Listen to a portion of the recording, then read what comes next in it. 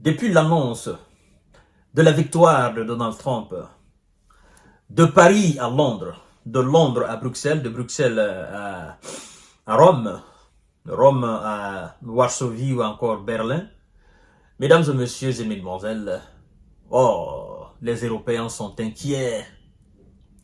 Oui, ils sont inquiets. Ils sont tellement inquiets que, voilà, ils ne savent même plus ce que faire.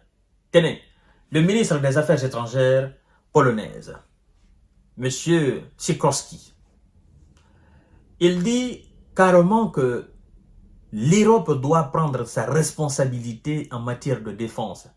Urgemment. Il dit que c'est urgent. Parce que lui, il communique avec de hauts responsables américains. Qu'est-ce que ça sous-entend? Ça sous-entend que M. Donald Trump va abandonner l'Europe. Parce qu'il a été clair devant les Européens. Vous devez assumer pleinement votre part de responsabilité, votre part de cotisation dans l'OTAN. Ce n'est pas l'Amérique de Trump qui va financer à 100% ou à 80% ou 90% les actions de l'OTAN. Ma priorité, ce sont les États-Unis. Voilà. Et vous savez, les Européens, ils sont là entre le marteau et l'enclume. Ils sont dans un dilemme de choix. Est-ce qu'il faut prendre carrément la place des États-Unis dans le fournissement d'armes à l'Ukraine et continuer à faire la guerre et assumer les conséquences de cela, tant bien sur le plan financier que sur le plan politique et diplomatique, puisque l'Amérique de Trump ne va pas faire la guerre? Ou est-ce qu'il faut baisser les bras et accepter les conditions de la Russie, quitte à être humilié sur la scène internationale, et que le Sud global se mette à dire, ouais, ben écoutez, vous voyez, c'est l'Amérique, l'OTAN c'est l'Amérique. Sans l'Amérique, l'OTAN n'est rien. Les Européens sont sans aucune défense. Les Européens sont faibles. Ils veulent éviter cette humiliation. Mais ils sont dans un dilemme de choix. Qu'est-ce qu'il faut faire? Je ne parle même pas des responsables ukrainiens qui sont morts d'inquiétude. Parce que l'Ukraine est plongée aujourd'hui dans un inconnu indescriptible. C'est-à-dire que bon, est-ce qu'on peut encore parler de pays? Parce que un pays dont la destinée dépend de l'aide étrangère, ben écoutez, c'est pas un pays ça, mesdames et messieurs. Et donc, les responsables, est-ce qu'on peut appeler ça responsable? Bon, appelons quand même. Les responsables ukrainiens, M. Zelensky et ses potes qui sont à la tête de cet État, ils sont carrément aujourd'hui dans une situation où ils ne savent pas qu'est-ce qui va se passer demain. Et qu'est-ce qui va se passer demain? Et rien ne va se passer. Ce qui va se passer, c'est que vous allez accepter les conditions de M. Trump. Ou bien, ben, vous demandez aux Européens de prendre carrément la place de l'Amérique dans le fournissement d'armes. Et vous savez que les Européens n'ont pas les moyens. C'est pourquoi d'ailleurs, depuis le début, M. Zelensky, toi-même, tu ne t'es jamais trompé. Tu as dit carrément que sans les États-Unis, ben écoutez, il n'y a rien. Et tu as chaque fois remercié les États-Unis. Mais il se trouve aujourd'hui que ce n'est pas les États-Unis de M. Biden, encore moins de Kamala Harris. C'est les États-Unis de M. Trump. Donc, l'Europe doit prendre ses responsabilités urgemment dans le domaine de la sécurité, de la défense. Ça veut dire que l'Europe, dans ce domaine-là, sa sécurité dépend des États-Unis. Parce que si l'élection de M. Trump, n'est-ce pas, est synonyme de prise de responsabilité urgente dans le domaine de la sécurité et de la défense européenne, ben, ça veut dire que sans les États-Unis, l'Europe n'existe pas. C'est bien dommage.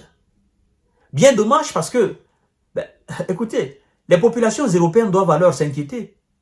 Pour dire donc, tout ce que nos dirigeants racontent ici, des grands discours, va-t-en-guerre, machin, c'est parce qu'ils ont les États-Unis derrière. C'est parce qu'ils ont un président américain qui veut que la guerre continue. C'est parce qu'ils ont voilà, l'armada militaire américain derrière.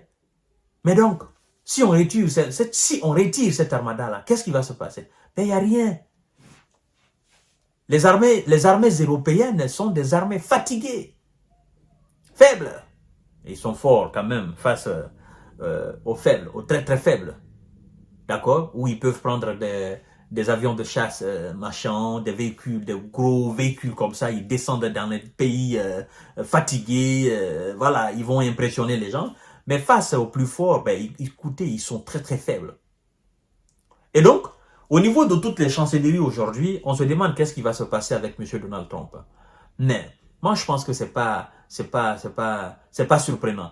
Parce que les premiers mandats de Donald Trump, je crois bien dans les années 2015, je crois bien, hein, ouais, dans les années 2010-2015, ben, M. Donald Trump il a carrément envoyé un message à l'Europe pour dire ne comptez pas sur moi, d'accord?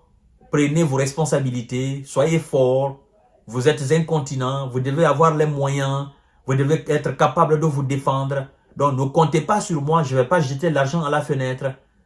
Et voilà ce que je disais à monsieur Zelensky. Il faut accepter de faire la paix avec la Russie. Il faut accepter de faire la paix avec la Russie. Parce qu'un moment viendra, M. Biden ne sera pas là. Et la politique américaine va changer. Oh non, non, non, non, c'est la même chose. Que ce soit les démocrates ou les républicains, non, ils vont continuer à soutenir l'Ukraine. Tu vas lire l'heure. N'est-ce pas, les Européens eux-mêmes sont en train de s'inquiéter? On ne parle même pas de toi. Si tes alliés sur le continent européen s'inquiètent, ils sont trop petits comme ça là devant M. Donald Trump, maintenant toi c'est quoi? C'est que toi tu es zéro.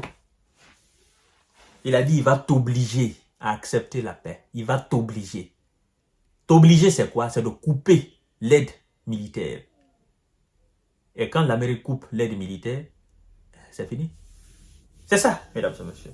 Donc, l'inquiétude aujourd'hui est vraiment, ça grandit au niveau de toutes les chancelleries européennes, ça grandit, l'inquiétude c'est-à-dire est palpable. On sent dans les discours des politiques européens, dans ces responsables-là, on sent que la peur, ils commencent déjà à avoir peur. Hein? Ils ont peur. Voilà. Donc, nous allons voir les jours à venir ce qui va se passer. En tout cas, M. Donald Trump, il a dit qu'avant qu'il ne mette le pied à la Maison Blanche, il va mettre fin à la guerre. Nous allons voir s'il va tenir promesse. Je vous donne rendez-vous tout à l'heure. Les Européens sont en train, ça bouillonne dans leur ventre. Hein? Ça fait des bruits comme ça. Là.